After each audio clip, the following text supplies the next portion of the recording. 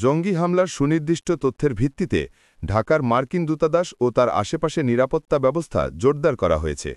দূতাবাসের অনুরোধে সোমবার ১৩ অক্টোবর দিবাগত রাত থেকে বারিধারার কূটনৈতিক পাড়ায় অবস্থিত দূতাবাসে পুলিশের বিশেষায়িত দল সোয়াট মোতায়েন করা হয়েছে, যারা যে কোনো সন্ত্রাসী কার্যক্রম মোকাবেলায় বিশেষভাবে প্রশিক্ষিত।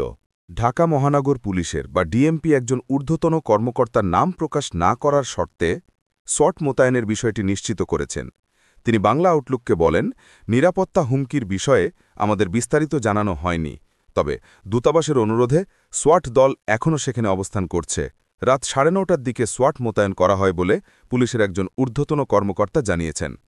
পুলিশের একটি গোয়েন্দা সূত্র নিশ্চিত করেছে, সম্ভাব্য হামলাকারী হিসেবে সন্দেহভাজন ৩ ব্যক্তির ছবি তাঁদের হাতে এসেছে।